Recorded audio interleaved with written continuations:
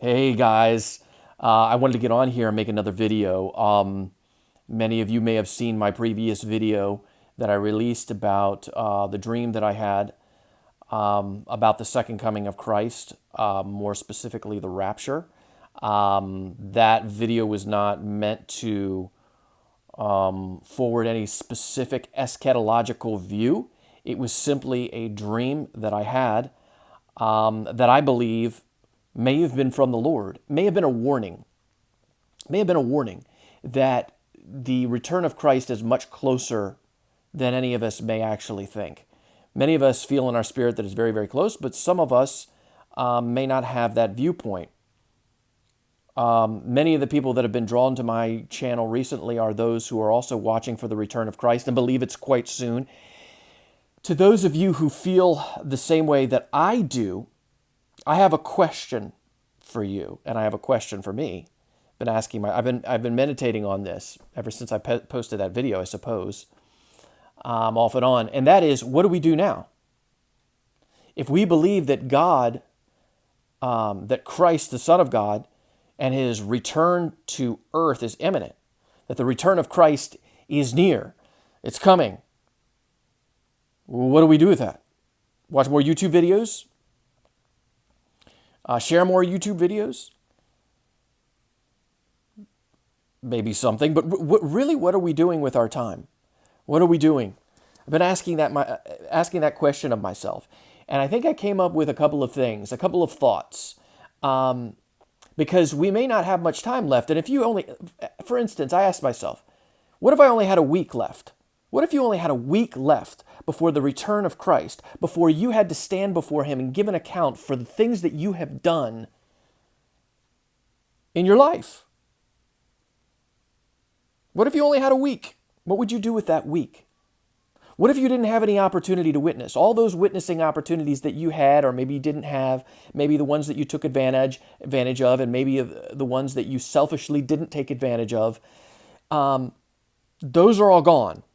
What would you do? How would you spend your time? If you didn't have 2 more weeks left, you only had 1, what would you do? And the answer that keeps coming back to me is I would get close to the Lord. I would spend time with him. I pray to him. Yeah, maybe I'd encourage myself with some sermons online, some YouTube videos. Maybe I'd share some. But I would spend time praying to God, spending time in his word, getting close to him, and making sure that that the areas in my life that need to be addressed are addressed. Strongholds. Prepare to meet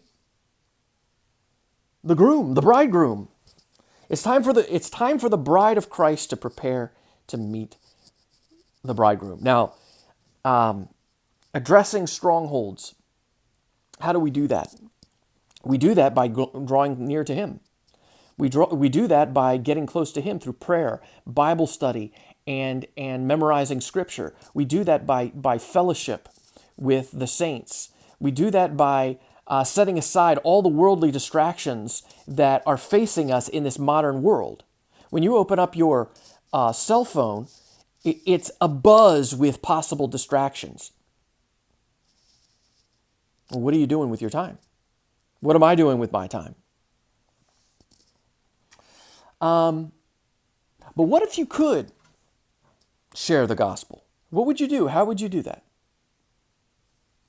Are there people that you need to speak to? Are there people that you know need to hear the gospel and they look to you and they respect you, that you could be making opportunities with to make use of the time that you have left, because it could be ticking down to the last second. It could be counting down. When the Lord comes on me with these impressions that the time is short, I can hear there's a clock in the kitchen that I normally never hear. I never pay attention to that sound that it makes. But when the Lord comes upon me, it's as if the ticking of that clock is so loud. Tick, tick, tick. And it's as if it keeps saying, lost, lost, lost. Every single person that I know that is lost at work comes into my mind. And I can't help but just stop everything right there and just pray for them and beg God for an opportunity to share with them. Beg God for the grace that they come to know him before it's too late, or before they have to stand before his throne in judgment, or before they have to stand and face the deception of the Antichrist. If the church is taken and I'm not there to explain to them what's about to happen and what's going on in the end times. It's time for us to soberly look at what we're doing with our time. 1 Peter chapter 1, verse 13, it says, ready your minds for action and being sober-minded. Set your hope fully on the grace that will be revealed to us at the return of Jesus Christ, at the coming of Jesus Christ. Prepare your mind for action, being sober-minded. I hope that's an encouragement to you guys.